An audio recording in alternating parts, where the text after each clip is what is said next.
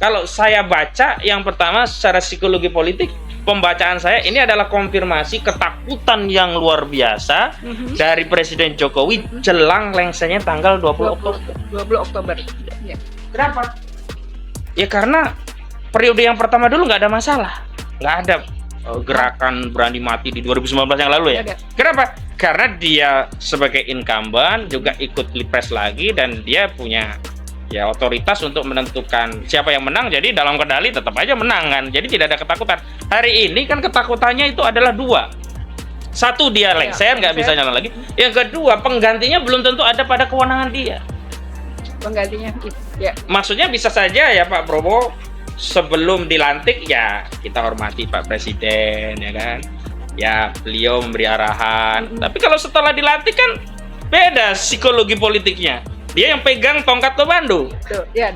Dan ketika ada dua tuntutan antara mengadili Presiden Jokowi setelah lengser dengan tuntutan penegakan hukum, di mana kalau ya dia tidak ikuti itu, justru kekuasaan Prabowo ini akan terdelegitimasi, dibebani oleh tuntutan itu, kan Prabowo dengan gampangnya akan mengatakan karena ini kehendak rakyat, negara kita negara hukum, konstitusi juga sudah mengatur, ya saya tidak ada pilihan. Anda harus bertanggung jawab. Bukan Anda harus bertanggung, saya persilahkan rakyat untuk menyampaikan aspirasi dan saya dorong aparat penegak hukum untuk menegakkan hukum. Gitu saja. Itu sudah luar biasa menakutkan bagi seorang Joko Widodo. Nah,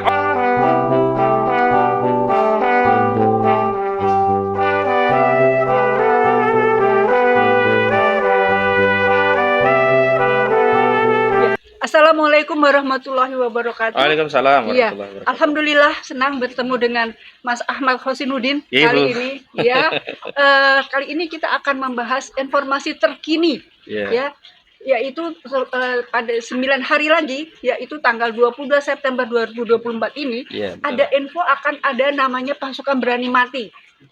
Ya, dalam rangka apakah itu? Ya, untuk itu saya ingin Mas Ahmad Hosinuddin membahas, ya, menelusuri mau ada apa sih gitu, dalam rangka apa sih, gitu ya. Pak Jokowi menyatakan bahwa akan ada pasukan berani mati. Apa itu, Mas? Ya. Jadi begini ya, Bismillahirrahmanirrahim. Assalamualaikum warahmatullahi wabarakatuh. Waalaikumsalam warahmatullahi wabarakatuh. Begini Ibu, kalau kita lihat dari sisi timeline ya, 20 Oktober itu kan tepat 1 bulan jelang lengsernya Presiden Jokowi. 20 September ya. 20 Karena kan Presiden Jokowi itu kan demi hukum lengser di tanggal 20 Oktober 2024. Pas itu sebulan itu namanya. Jadi harusnya kalau dalam konteks secara hukum ketatanegaraan tidak ada masalah, karena selesai 2 periode ya selesai gitu. Tapi kita tahu bahwa Presiden Joko Widodo itu di ujung kekuasaannya ini memang dirongrong oleh banyaknya tuntutan publik terkait sepanjang 2 periode memimpin ini memang banyak persoalan ya, persoalan hukum, ekonomi, politik, sosial, budaya, termasuk yang terakhir kan masalah kepantasan publik kan dipersoalkan. Bagaimana seorang anak presiden dia pergi dengan istrinya menumpang jet pribadi yang sampai hari ini kan kita belum dapat klarifikasi dari yang bersangkutan kan. Yang ada kan hanya versi-versi ya, ada versi Noel, versi macam-macam lah ya. Tapi sampai hari ini tidak. Jadi versi Kominfo juga. Kominfo gitu ya. Yang akhirnya mereka menjadi kayak juru ramal gitu loh. Harusnya yang menjawab kan langsung aja Kaisang selesai gitu. Tapi memang kenapa tidak diberani dijawab? Karena itu kaitannya dengan gratifikasi. Gratifikasi bukan dalam pengertian pemberian yang tidak ada kaitannya dengan jabatan, tapi gratifikasi yang dimaksud sebagai tindak pidana korupsi sebagaimana diatur dalam Undang-Undang Nomor 31 Tahun 1999. Jadi gratifikasi yang diberikan karena ada ilat atau unsur jabatan publik, baik ya secara langsung atau tidak langsung. Kalau langsung kan berarti orang itu yang langsung dapat, kalau tidak langsung ya bisa lewat anak, ponakan, saudara, sopir, macam-macam ya. Gak mungkin dong langsung ke Pak Jokowi ngasihnya gitu misalnya kalau begitu. Jadi ya namanya gratifikasi ya. Jadi saya melihat walaupun saya bukan bagian dari pasukan berani mati, tapi kalau ditanya demikian Bu, saya nggak akan jawab. Yo tanyakan mereka ngapain tanya saya? Enggak, karena saya menjawab dalam kapasitas memberikan analisa. Saya juga kecewa kalau presiden kita kalau ditanya, atau anaknya juga kalau ditanya, silakan tanya. Padahal media itu bertanya kan sebenarnya minta pendapat yang bersangkutan terkait info itu seperti apa. Apalagi sebagai kepala negara. Nah, saya kan diminta bukan dalam kerangka saya mewakili pasukan berani mati, tapi pendapat saya terkait isu itu, berita itu, info itu. Nah, kalau saya baca, yang pertama secara psikologi politik, pembacaan saya ini adalah konfirmasi ketakutan yang luar biasa dari Presiden Jokowi jelang lengsernya tanggal 20 Oktober. 20 Oktober. Ya. Kenapa? Ya karena periode yang pertama dulu nggak ada masalah. Nggak ada gerakan berani mati di 2019 yang lalu ya. Kenapa? Karena dia sebagai incumbent juga ikut pilpres lagi, dan dia punya ya otoritas untuk menentukan siapa yang menang. Jadi dalam kendali tetap aja menang kan. Jadi tidak ada ketakutan. Hari ini kan ketakutannya itu adalah dua. Satu, dia lengser, nggak bisa nyalon lagi. Yang kedua, penggantinya belum tentu ada pada kewenangan dia. Penggantinya ya. Maksudnya bisa saja ya Pak Prabowo sebelum dilantik ya kita hormati Pak Presiden ya kan. Ya beliau memberi arahan. Tapi kalau setelah dilantik kan beda psikologi politiknya.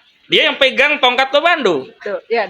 Dan ketika ada dua tuntutan antara mengadili Presiden Jokowi setelah lengser dengan tuntutan penegakan hukum, di mana kalau ya dia tidak ikuti itu, justru kekuasaan Prabowo ini akan terdelegitimasi, dibebani oleh tuntutan itu, kan Prabowo dengan gampangnya akan mengatakan karena ini kehendak rakyat, negara kita negara hukum, konstitusi juga sudah mengatur, ya saya tidak ada pilihan. Anda harus bertanggung jawab. Bukan Anda harus bertanggung, saya persilahkan rakyat untuk menyampaikan aspirasi, dan saya dorong aparat penegak hukum untuk menegakkan hukum. Gitu saja. Itu sudah luar biasa menakutkan bagi seorang Joko Widodo. Nah, orang-orang ini sebenarnya juga nggak sepenuhnya juga membackingi Jokowi. Nggak ada orang berani mati itu loh. Nyari nasi bungkus saja itu demi hidup, masa berani mati? Nggak ada berani mati itu. Tapi memang ini adalah bagian dari pertarungan wacana politik untuk membendung arus besar tuntutan pertanggungjawaban terhadap presiden. Seolah-olah ini orang-orang yang pasukan berani mati ini, kalau mereka muncul, ini yang nuntut takut pada kabur, padahal kagak ada urusan. Dulu saja presiden masih berkuasa penuh, tuntutan itu terus deras mengalir, apalagi sudah di ujung, tinggal sebulan. Paling dia bisanya apa? Mengganti menteri yang mundur yang tidak bisa dia gondeli dengan menteri baru yang umurnya juga cuma sebulan. Contoh, Saifullah Yusuf. Itu kan karena dia nggak bisa menggandoli menterinya dari PDIP. Maju pilkada nggak bisa digondeli. Sebenarnya menteri PDIP itu maju pilkada hanya untuk lepas dari Jokowi aja. Belum tentu menang juga. Nah, cuman psikologi kalau begitu kan PDIP merasa tidak colong Melayu ganggang ya. Melayu ganggang maksudnya lari. Artinya tidak lari dari tanggung jawab sebagai menteri, tapi karena menjadi calon kepala daerah dan aturannya memang diantaranya harus mundur begitu. Memang ada cuti, tapi dia mengambil yang mundur begitu. Nah, di setengah itu kan ada alienasi nih. Jadi mohon maaf, hari ini ya orang yang paling teralienasi, terasing meskipun dia punya kekuasaan adalah Saudara Jokowi. Yang Presiden RI sekarang hari ini. Jadi pasukan berani mati itu mengkonfirmasi ketakutan, kekhawatiran yang luar biasa dari kekuasaan seorang presiden yang jelang lengsernya tahu akan banyak tuntutan dari rakyat. Bukan hanya pada dirinya, tapi kepada dinasti politiknya. Ya, orang akan nuntut dong dulu gratifikasi yang dilaporkan oleh misalkan Ubedillah Badrun ke KPK terkait martabak Kaisang sama Gibran, ya kan? Kemarin Kaisang pakai jet jalan-jalan. Kan yang menarik, Jokowi terakhir itu muncul loh di persidangan kasus korupsi tambang di di Bangka. Disebut oleh seorang saksi bahwa ada arahan dari presiden agar tambang-tambang ilegal itu dibuat legal agar tidak dikejar-kejar aparat. Jadi nama Jokowi disebut di kasus Tipikor. Sebelumnya anak dan mantunya ya kan disebut di Tipikor di Abdul Ghani Kasubah di Maluku Utara yang disebut ada Blok Medan.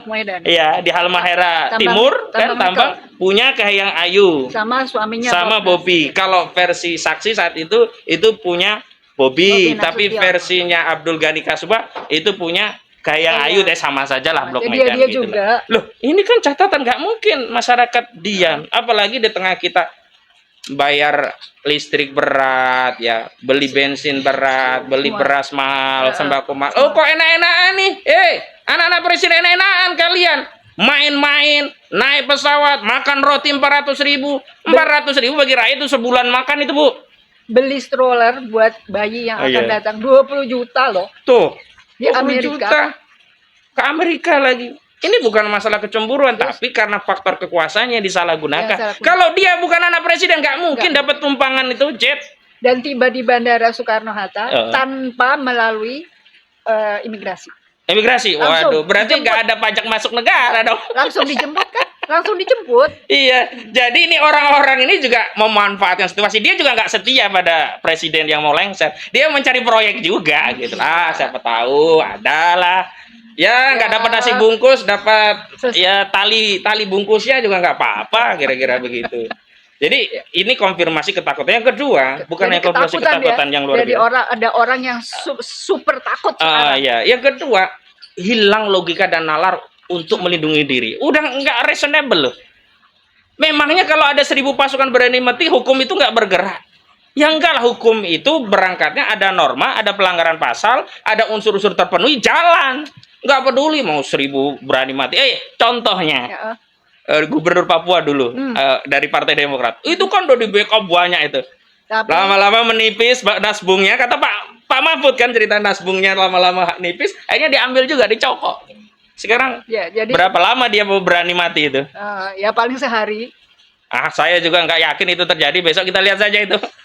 Makanya ini yang menarik, justru kami dengan sejumlah tokoh nanti, Bu, mudah-mudahan panjang umur kita semua. Di tanggal 21-nya kita bikin acara dengan sejumlah tokoh yang sudah jelas kredibilitasnya, bukan orang-orang yang nggak jelas berani mati itu. Ini berani hidup untuk menegakkan kedaulatan negara di Republik ini. Ada Pak Amin Rais, ada Pak Jenderal Sunarko, ada nanti Prof Taufik Baudun, semua. Apa tuntutannya?